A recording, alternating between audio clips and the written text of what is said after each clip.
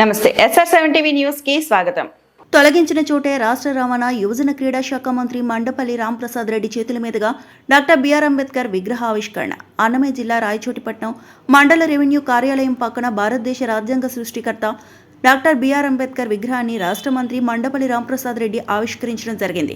ఈ సందర్భంగా రాష్ట్ర మంత్రి మండిపల్లి రాంప్రసాద్ రెడ్డి మాట్లాడుతూ, గత ప్రభుత్వంలో తహసీల్దార్ కార్యాలయం పక్కన ఉన్న డాక్టర్ బిఆర్ అంబేద్కర్ విగ్రహాన్ని తొలగించడం జరిగిందని, 2024 శాసనసభ ఎలక్షన్కు ముందు దళిత సంఘాల నాయకులకు నేను శాసనసభ్యుడిగా గెలిస్తే తొలగించిన చోటే డాక్టర్ బిఆర్ అంబేద్కర్ విగ్రహాన్ని ప్రతిష్ఠింపజేస్తానని మాట ఇవ్వడం జరిగిందని, ఇచ్చిన మాటకు కట్టుబడి విగ్రహావిష్కరణ చేయడం జరిగిందని తెలిపారు.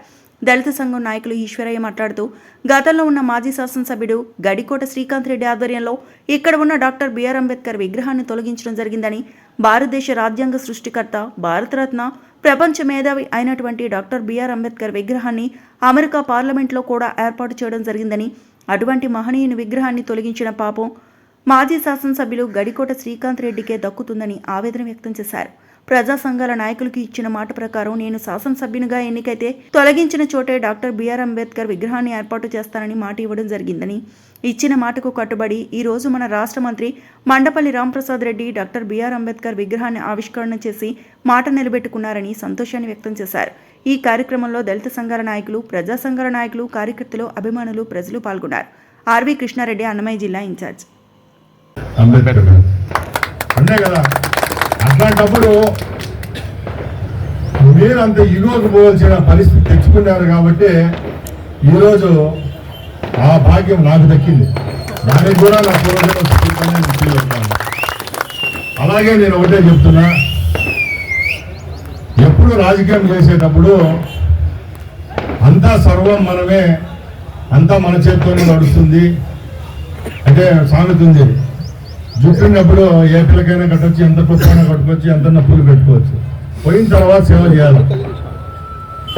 ఆ రోజుట్లో ఇలాంటి చాలా తప్పులు చేశారు. ఎక్కడ పడితే అక్కడ మా మాటలు చెల్లుతాయని చెప్పి మాటలు చెల్లించుకున్నారు. ఈరోజు పోయిన తర్వాత కూడా ఈ 18 నెలల్లో ఎందరో సంఘాల నాయకులు నన్ను కలుస్తూ ఉన్నారు.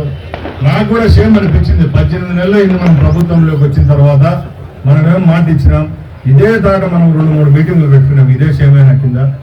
అప్పుడు మనం చేయలేకపోతామని చెప్పి ఇంకా ధైర్యం చేసి ఇంక చేద్దాం అనుకున్నప్పుడు కూడా ఎవరో ఒకరు పనికిమాల దగ్గర కంప్లైంట్ ఇస్తారు, ఇంకోరి దగ్గర పోయి ఇంకోరికి ఆఫీసులో కంప్లైంట్ ఇస్తారు.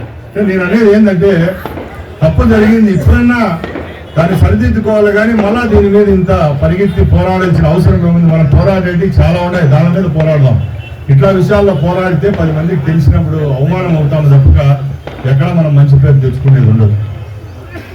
ముఖ్యంగా బాబాసాహెబ్ అంబేద్కర్ అంటే చాలా మంది ఏమనుకుంటారంటే ఏదో కొన్ని కులాలకు, దళితులకి ఆయన నాయకుడు అనుకుంటారు. అది చాలా పొరపాటు.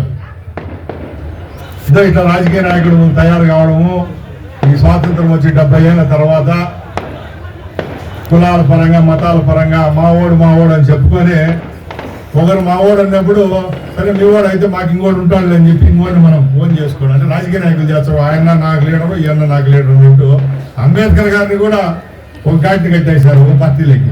అంటే ఒక కులాలకు అంటే ఎవరు అనుకోకూడదు. అంబేద్కర్ అంటే ఆ రోజు ఆయన రాజ్యాంగ సృష్టికర్త. ఆయన చేసిన రాజ్యాంగం వల్లే ఈరోజు చాలా మంది ఈ అఖండ భారతదేశంలో సంతోషంగా ఉన్నామంటే కేవలం దళితులే కాదు, మిగతా వాళ్ళకు కూడా, అణగారిన కుటుంబాలకు, పైనున్న కుటుంబాలు కూడా ఈరోజు సంతోషంగా ఉన్నాయంటే అట్లా మహానుభావులు చేసిన మంచి పనికే ఈరోజు ఇలా ఉన్నాం మనం. అంతే తప్పగా కాలక్రమేణా ఈ 70 సంవత్సరాల్లో ఎవరికి వాళ్ళు లేనిపోని పెట్టుకొని వాళ్ళకి చెడ్డ పేరు తేవడం తప్పక ఎక్కడా లేదు.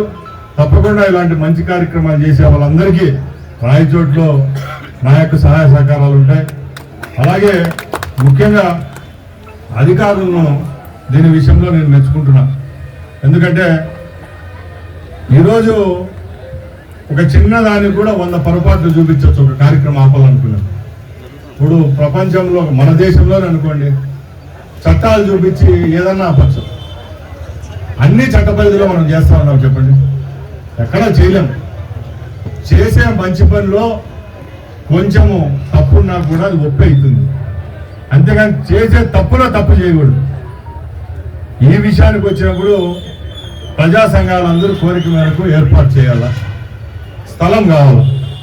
స్థలం కావాలన్నప్పుడు ఎక్కడైనా టెక్నికాలిటీ వస్తుంది, ఇది ప్రభుత్వ స్థలమా ప్రైవేట్ స్థలమా.